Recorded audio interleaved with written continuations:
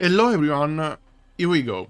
Many of you reached me during these days asking me for some early tips for the Skull Merchant. I'm so excited and so happy of seeing your love and excitement for this killer, even if it's a kinda controversial killer for many in the community, but I'm happy that altogether we could see the potential and seeing what actually you can do with the Skull Merchant, even in a fun way for you, and I'm kind of safe saying for the survivors as well. Representing a good challenge while playing a killer who has a classic M1 chase. So, what's the Skull Merchant? What's her power? How does she work? Tips, tools, etc, etc, etc. Let's start from a really fast description of the power. The main power of the Skull Merchant is basically using drones. She can place 4 drones around the map. These drones have to be far from each other for a few meters. And cannot be placed under a hook. If you hook a survivor in a position where a drone is kinda close, you're gonna have that drone resetted in your tools, your inventory, so you can replace that drone in another position. So, basically, what do you do with these drones? When the drones detect a survivor, or when the drones are in active mode, I think it's a lot better to speak immediately about active mode and detection mode. And when a survivor is in the radius of a drone that is in active mode, basically they start a process called lock-on, that after 10 seconds will build up an exposed status that will last for 60 seconds once that they leave the drone area. If they go back in the area of an active drone, the lock-on will be resetted, and the exposed will keep going on. Another important thing is that when a survivor is in the active area, in the area of an active drone, you're gonna have a killer instinct notification that will be consistent, basically telling you where the survivor actually is. When lock-on is not maxed and the survivor enters in the area of an active drone, you can check your radar, it's your secondary tool, to see where the survivor actually is. You have really detailed information about where the survivor is with the radar. You know if they are on your same level, if they are upstairs, or if they are downstairs. So, mainly you have a sort of tracking tool that becomes also a sort of threat if the survivors decide to ignore the lock-on mechanic. So you're gonna think, okay, but in this way, what can the survivors do if you are trapping an area? Can they remove the drones? And the answer is absolutely yes. And if this looks like something negative for you, at the same time, it's a sort of a trade-off for the survivors. What does it happen? They get a claw trap that will tell you of their position for 45 seconds till the batteries are up. Now, you can recharge the batteries of the survivors if they go again in the area of a drone. Also, important information, if a survivor is claw trapped and they go in the area of a drone that is in detection mode, the drone will get immediately activated again, so, without even needing to have them being detected by the drone. Why do I speak of active mode and detection mode? Basically, the drones, after 30 seconds that they have been activated, go in a passive mode called detection mode, where 2 laser will start rotating around the drone, trying to find a survivor. Be careful about this, because the survivors can sneak in the drone area and can basically, for example, go behind an obstacle and keep working on a gen. So the positioning of your drone is important if your goal is protecting a gen, or otherwise you have to manually activate your drone every time you can. How do you activate a drone? You activate a drone by using your scanner, using your radar, pointing at the drone you are interested at, and pressing the active ability button, so M1 in this case. If you press space, you are gonna be able to retrieve, to take a drone back, and using it to place it in another position. So, you can already understand that the power of the Skull Merchant is full of details, and there are a lot of things that you have to consider. This speaking only about her base kit. She's a killer that is based a lot on map control and on map knowledge especially. Like, map knowledge is your main power with the Skull Merchant. But there are many ways that you can use these tools, and I'm gonna try to share some of my tips about this. So, first of all, you can use these tools at the start of a match to block some generators and to have notifications about the area where the survivors want to start working on. This is actually really helpful because, like, it allows you to start planning how to play your game and also to understand how the survivors want to play that game. In this way, you can start making your decisions about what you have to do to put pressure on the survivors team. It's really important to know that the Skull Merchant played in this way is not an easy killer. She's a killer who requires game knowledge, game sense, macro management, and micromanagement. A single wrong choice can basically make you lose the game. Also because you don't have a real chasing power, but you have some tools that can help you in an interesting way when you are playing a chase, and I'm gonna show you what. So, in this way, you start blocking some gens, and in this way you know, okay, they are not working here, or they are working here, I can pressure this area, or I can keep going around. And if you find a gen they are working on, you can basically put your drone. If there is a lot of progress, maybe you can kick it with one of your regression perks. If there is not enough progress, you can just put the drone and start immediately your first chase. Now, once that you start your first chase, you have to take some important choices. First of all, do I commit the chase? Committing the chase means keep going on with the chase, especially if you already got an early hit. Or do I have to just hit them and then going to pressure another area? Like, choosing your chases is really important as the Skull Merchant, but this doesn't mean that you don't have to commit a chase.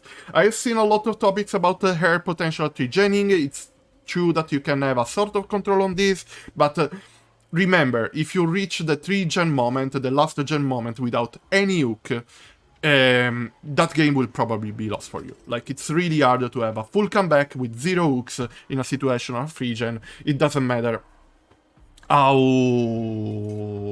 often you place your drones on the generators. So, your first idea is putting pressure all around the map, everywhere they are actually working on. Because, for example, if you pressure a gen that is really far from your 3-gen, but it has a good amount of progress, and like, you can stop the progress there, even for 20-30 seconds, like, that's actually really good, because it can allow you to build your pressure on the team with the first hook.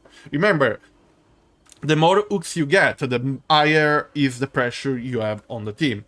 And this is what you have to do. This is your goal. You don't want to reach the 3-gen moment, the last 3-gen moment, that can be or really close to each other or kind of far from each other, with no one dead on hook, or with all the 4 survivors in stealing game. So you have to build your pressure since the beginning of the game, and keep rotating around your goals and the goals of the survivor. This requires a lot of macro management, as I said, because you have to think like, okay, these survivors, for example, just started this gen. I placed this drone.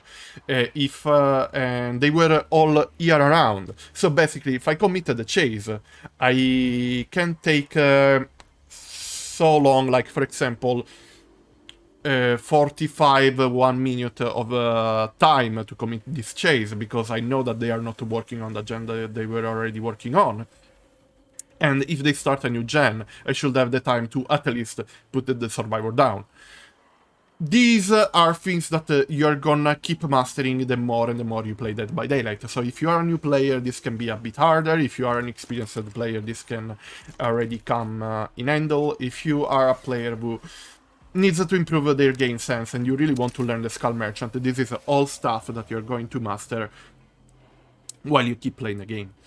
So, basically, this is my main strategy, the strategy that I think is more correct for the Skull Merchant. Like, she is a defensive killer, but also that kind of defense allows you to manage how to be aggressive on the team. Another important tool that I didn't mention before about the drones is that once that you are in the drones area, after 2 seconds you become undetectable. This allows you to lose your terror radius, to lose your red stain, and this tool is really important to sneak in some areas where you think that a survivor can be. You can create a sort of undetectable pathing from a drone to another one till an area where you feel like there can be a survivor, and taking advantage of this to get an early first hit. So, not only that, you can also place a drone in a loop for 2 reasons. If they are fully healed, and they don't want to take it exposed, they are going to most likely leave the loop and going somewhere else. In this way, for example, you can push them off a really strong tile to have an easier hit and then continue the chase. If they are injured, or even better, exposed or in lock-on, because they can go in lock-on even if they are already injured, of course, you have undetectable in the tile, if they want to keep playing the tile, and also you have full tracking of every move of them in the area of the drone. Also, the notification of the lock-on going up or down is basically already an information that tells you, okay, this survivor is not here, they are already leaving the loop, or okay, the survivor basically is in this exact position of the loop right now. So, the drone in the loop, even addonless, is a good tool to track the survivors, to plan your strategy, to see if they want to play the tile, to see if they want to leave the tile, and basically wasting as less time as possible. And from what I've seen around, this is a really underestimated tool over. Like, I don't see a lot of other places, and I think that this tool for her is really underrated. Now, this is a general idea that I share about her playstyle. Let's go to the kit that we can build for her to be even more effective. Of course, we are gonna speak of perks and we are gonna speak of add-ons. Let's speak of the perks before. Like, it's kinda easy. Like, she's a M1 killer who has a good tracking. So basically, in my honest opinion, I would avoid tracking perks. You can have a general idea of what's going on in the game just by using her base kit. And I think that is actually where the Skull Merchant shines. You know, or you should know, everything of everyone in every moment of the game. And thanks to her tools, you know all the information you need to know. Everything else takes its time. It takes its time. So, what you want to run is something that helps you at regressing the game, and something that helps you at controlling the game, and most likely something that helps you at having better chases. So, in the case of my main build, or at least my main build at the moment, I'm running Corrupt Intervention to have an easier control on the early stage of the game. Like, I never saw Corrupt Intervention shining as it does with the Skull Merchant, and it's actually an impressive good perk on her. Like, I always thought that Corrupt Intervention is an amazing perk, not an amazing perk, it's a perk that should be considered as base kit for every killer, especially killers who lack in map mobility, or in other tools that other killers instead actually have, like not every killer is the Nurse or the Blight. But with their Corrupt Intervention is actually really good and can help you a lot at building your pressure and at understanding where everyone is at the beginning of the game to start building your wall web. So, Corrupt, in my opinion, is one of the perks. Well, you should run it on almost every killer, but on air, I repeat, I see it being even possibly stronger. Another important perk that I've seen really used on air, but it's another meta perk, basically, it's Call of Brine. So, Call of Brine, after damaging a generator, this perk becomes active for 60 seconds. You see the generator kicked with the Call of Brine in yellow, and if they hit a good skill check, you're gonna have a notification. Also, till the gen is in regression, it's gonna regress at 200%. This perk is really good on air because basically you can place a drone, kick in the gen, and for a few seconds you're gonna have a really good regression of the gen, thanks to Call of Brine. I saw people using this with Overcharge. Overcharge is a perk that works in a really similar way to Call of Brine, and basically is gonna stack and give you even more value at doing that. In my honest opinion, it's a bit overkill. It's a bit too much. This combo should be kind of destroyed by the game because from the game because like 400% of regression is a bit too much. And it's one of the main complaints the community has about the Skull Merchant, because if you protect a free gen with both these perks, even if in a few seconds, basically you are gonna completely negate the progress of that gen. So, in my opinion, I will go with only Call of Brine, because I think it's generally better for a few reasons. The first reason is that you have immediately 200% regression. The second reason is that you basically know when they are back to the gen, for example, after that they remove the claw trap, or even better, considering that the drones work on a multi-floor level, you can place a drone, for example, at the first floor of Midwich, and then having the effect of the drone once that you activate manually the drone on the generator was at a lower level. And thanks to the notification that you can get with the Call of Brine, basically you know when to activate the drone. It's true that it's not mandatory, but I think that that kind of notification is an extra tool that you can use actually on the Skull Merchant. So I recommend basically, if you want to play a slowdown perk, to run Call of Brine.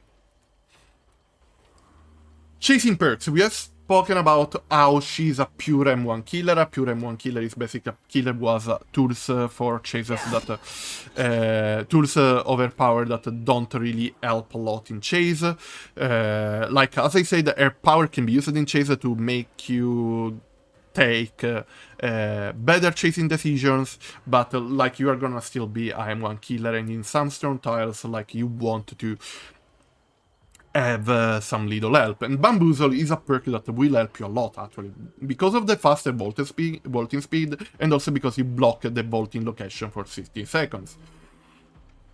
When you have a map with a really strong RNG for survivors, so with a really strong window, basically, having that value from Bamboozle can help you a lot during a single chase. But we are gonna see also why Bamboozle, in my opinion, is an amazing choice for the Skull Merchant, and it's because of one particular add-on that will help her a lot.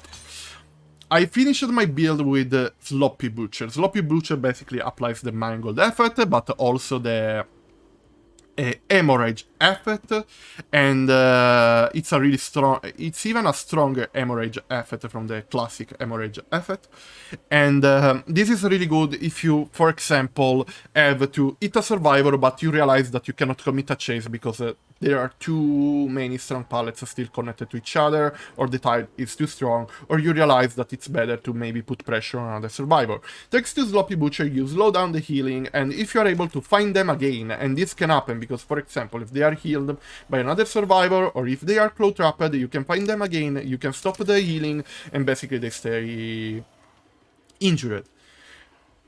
You're gonna say, yeah, but she's a killer who can give the expose, but really good survivors are gonna force you at hitting them with a M1 that is not going to give you actually the value of them from the expose status. So, Sloppy Butcher, in my opinion, is an amazing perk that has a lot of synergy with how she has to be played.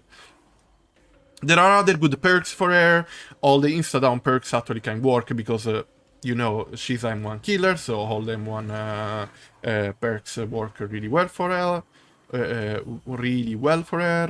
And I think that perks like Monitor and Abuse can have a value, considering that you can surprise the survivors even more thanks to Monitor.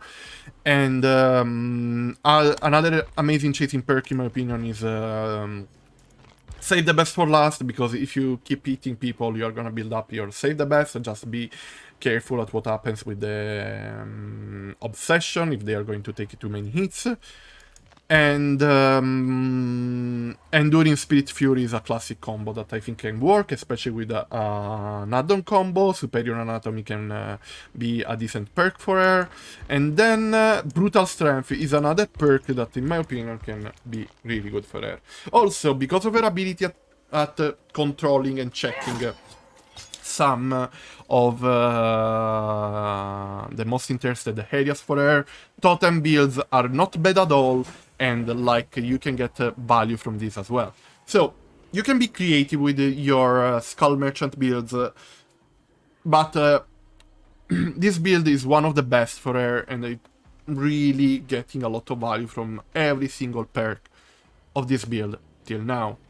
Then you can create your own build. If you are more focused at stealth plays, you can play more stealthy perks, even if I think that her kit is good enough for that. If you want to get more value from the totems, you can do it. If you think that you need more help in chase, you can run more chasing perks.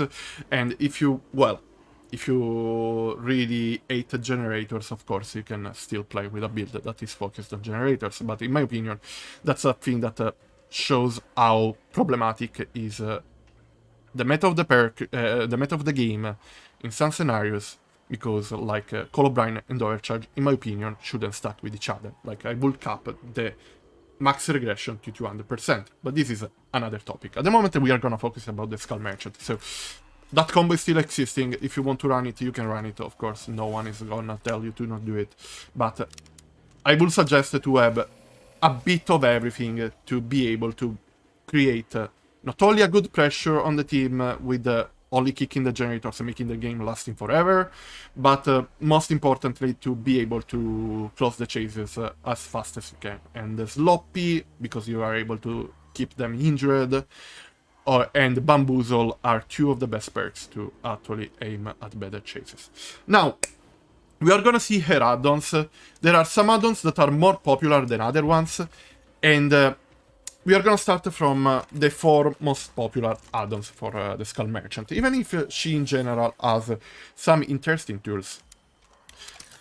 Ultrasonic Trap Speaker is basically one of the most popular add-ons, also because it's a brown add-on, so the new players of the Skull Merchant are going to find a lot of these.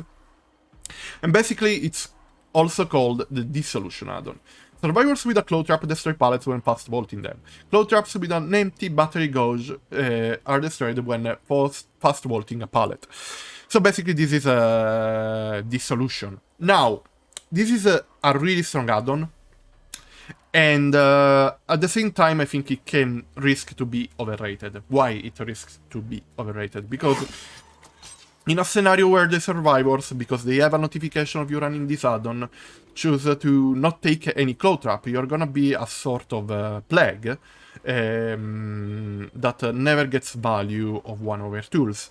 And I met many survivors who realized that taking the expose sometimes or staying injured is better than taking the Claw Trap. Especially because, you know, Dead Hard is one of the most popular perks, and like allowing the reset of the drone kinda easily, kinda doesn't push them a lot, taking also this extra damage to them for the chases, like, you know, really good survivors I met already knew how to play around this add-on. So it's still a strong add-on. I think it has even more value with builds like Enduring Spirit Fury, but you seriously risk a situation where they are going to just accept the exposed, staying injured, and especially if they are the dark player, you can be sure that they're gonna play like that.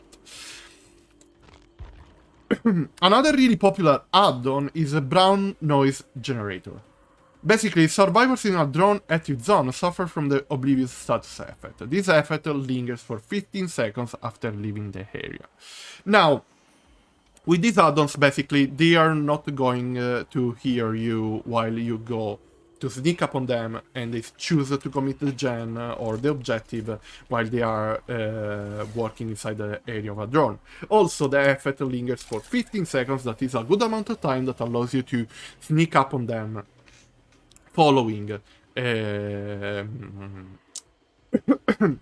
following them leaving the area of a drone. Now, this add-on is really, really good. It's really, really strong. It helps you a lot with your stealth gameplay. But at the same time, how I'm playing right now is trying to get value from the base kit undetectable value. It's really hard. You have to plan that in a certain way. But I noticed a lot how I can already get really good stealth plays by just playing with the drones and with the undetectable effect you get from the drones. So, also another problem of this add-on are basically two perks. Or perks like Alert, Object Obsession, Fogwise, like all the perks that give Aura Reading of the Killer will work with this add-on. Unless you run something that gives blindness while they are in the radius of a drone. And you know what? I don't think that it's ideal to have something that you run only with the goal of negating them a possible perk that they can use. So, if you want to use this add-on, of course you do right, like I think it's a really good add-on, I think it's really strong, one of their best add-ons, but at the same time, I kinda never played with it, and I still had really good games. So, take your choice. If you think you need that extra help for stealth, like run it, and it's gonna be amazing. Another important thing here is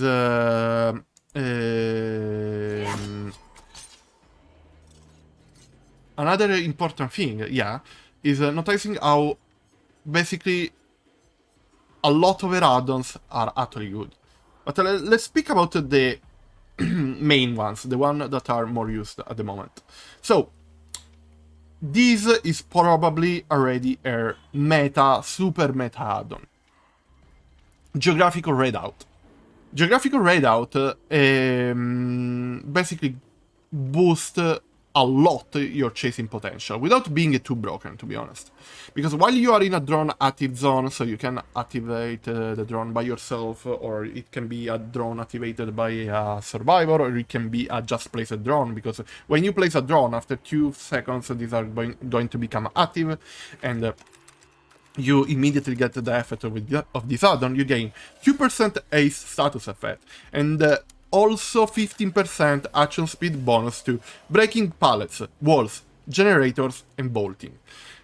All of these effects are really good to deal with all the limits of their chasing potential. These effects also linger for 15 seconds after leaving the area, so you can still get value from these add-ons even after that you leave the area of a drone. And basically, I think that at the moment this is a meta add-on.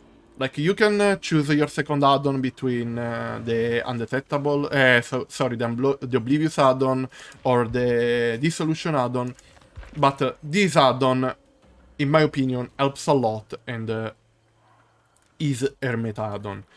And that's why I run it with Bamboozle, because with Bamboozle you have 30% of speed vault.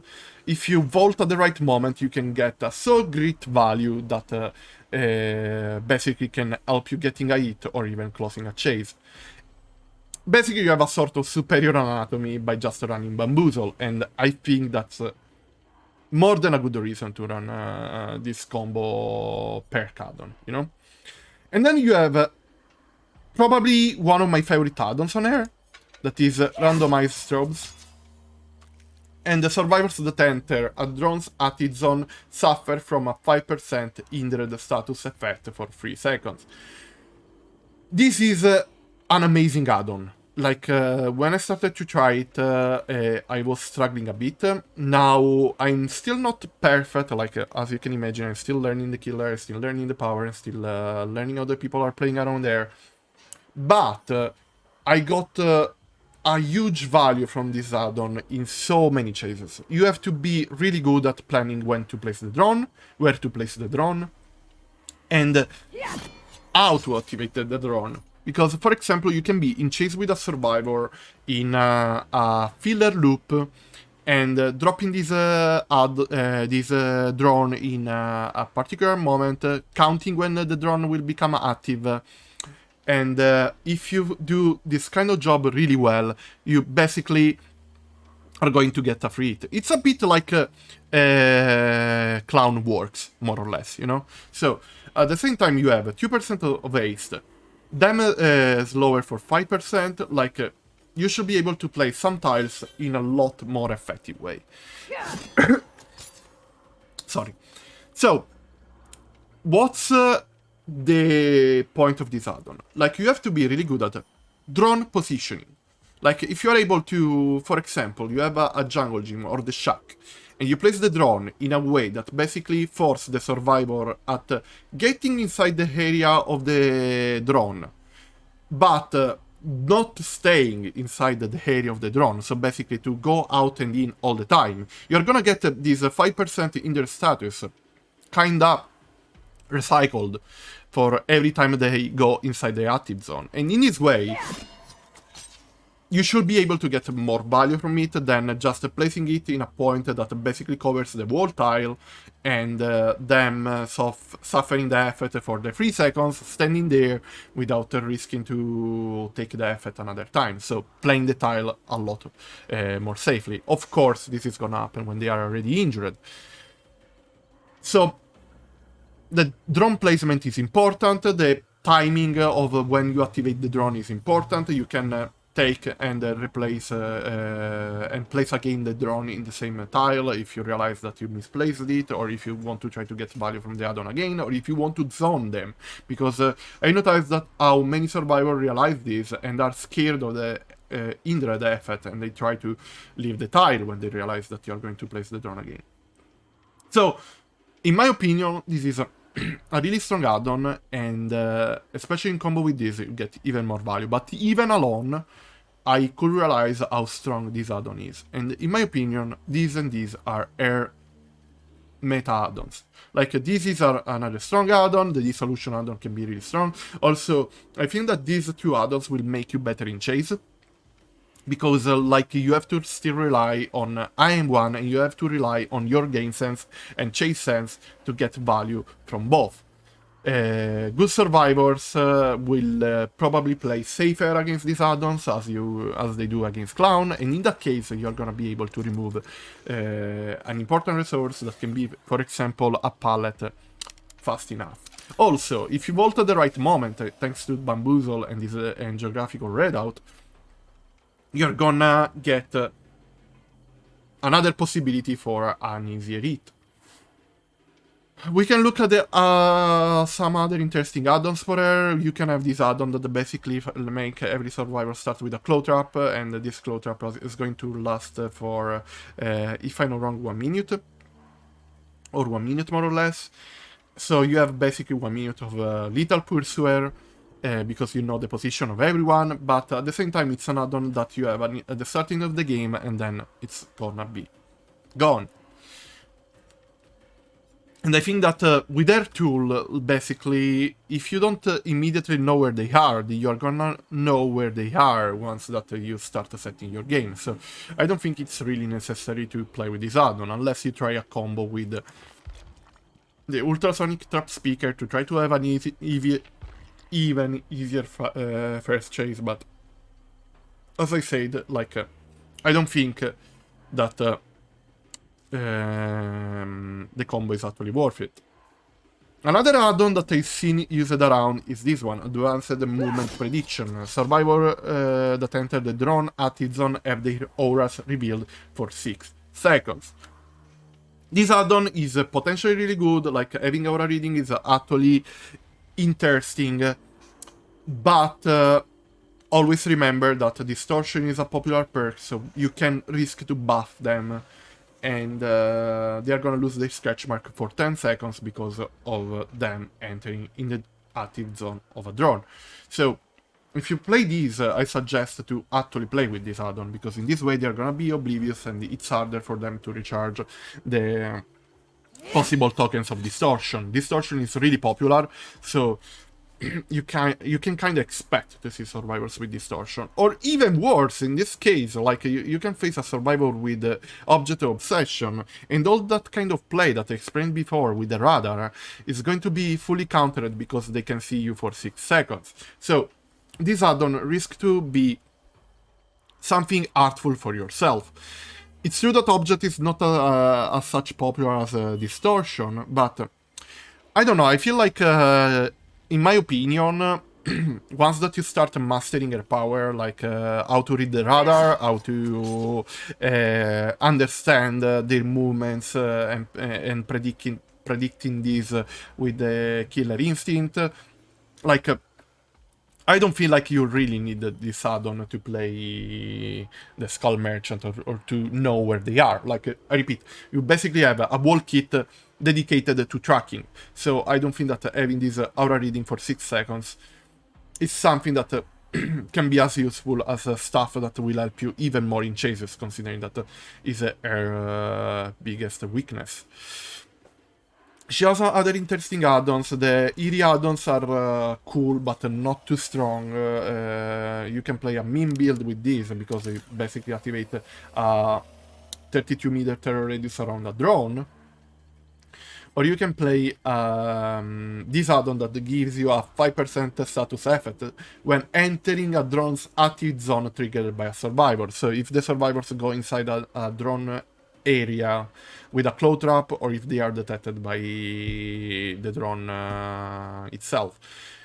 And in this case you get this perma 5% status effect, a status effect that cannot stack every time you go inside the area of another drone activated by the survivors. And the effect is lost every time you have a hit on a survivor. So this can be interesting, but also the kinda tricky activation condition, I don't know. Like, you have to work around it. So I think it's fine to have eerie add-ons that are potentially strong, but also kind of situational. Other add-ons give you aura reading when the survivor remove the claw trap. This can be fun. You can give exhausted if they enter the drone active zone. And, you know, I know how many of you actually don't enjoy to play against the Dard, for example. So, basically with this add-on, you counter this kind of perks. With this, claw trap survivors you hit suffer from hemorrhage and mangle, so it's not too bad, but like it has a kind of tricky activation condition as well. I tried this one, and honestly I didn't see a lot of value at having lock-on building faster. Like, I repeat, I prefer having stuff that helps in chase. Then you have it increases the lingering duration for undetectable status. Usually it's really short. With this it's a bit longer, but not too much. So you have to know how to use this sort of extra undetectable effect. With this you increase the duration of a drone active mode by 10%, but I don't think it's really worth it, because basically you can activate the drones every 10 seconds after activating one. Also, the drones are automatically activated once that you place the drone, or they can be activated by the survivors in the ways we are already spoken about. And then you have two interesting add-ons that are related to skill check. With this add-on, when they are in a drone active zone, they have no skill check warning, and the effect linger for 15 seconds. And with this add-on, the skill check are even smaller from the 20%. So if you want to play a skill check build like these add-ons, can come in handy. Increases the knackable stated duration of drones by 10%. Basically, the duration is 10 seconds, it should be like 11 seconds instead of 10 seconds. It can give value, but I repeat, like I don't think it's too much worth it. You can increase the battery life of your claw traps. Remember that the survivors can remove the claw traps only when the battery life is over. Decreases the activated drone cooldown by 10%, so you're gonna wait 9 seconds instead of 10 seconds if I'm not wrong. Yes, this is the blindness status effect, so here we go back to what we said before, like if you want to avoid the aura reading on the survivor side, you can play with this, but I repeat, I don't think it's totally worth it. And the dissolution add-on we already spoken about. So, these are some of my early tips about the Skull Merchant. Try to work a lot on your game sense or on micromanagement and macro management, because these are the main tools of the Skull Merchant. Thanks to her knowledge of what the survivors are doing, and thanks to the knowledge that you can have on some particular areas, this is how you should base your gameplay. I really suggest to not rely too much on the free gen strategy, because against a really well coordinated team, if you don't have early hooks, you're gonna risk to lose the game in a really bad way. So try to spread pressure around the map as much as you can, and try to play reacting to the survivor's playstyle. This is only the first video I'm going to work on for the Skull Merchant. I'm still improving and learning new stuff while we are speaking right now, while we are watching this video, because like you know, I really think that the Skull Merchant is one of the most complex killer in the game, with a lot of tools that can give a lot of stuff, and have to be optimized to actually be as much effective as you can, as more effective as you can. So this is my suggestion. These are some early tips. Check my streams to be updated about how I'm playing here, to see how I play here. And I'll be back as soon as possible with a longer guide with some examples of how you should play some tools in a particular way. This is just early tips, early suggestions that I hope you're gonna find interesting. Also, keep an eye on my YouTube channel, because I'm gonna share games where I actually speak while I play of what I'm doing and why I'm doing it. I really am going to focus a lot on the Skull Merchant on my rest of time on Dead by Daylight, because this is basically the killer I always wanted to have, and I'm so happy with release, even if there are some controversies around there. Thank you so much for watching this. I really appreciate your support. Thank you so much for everything. We are gonna have fun. See you really, really soon.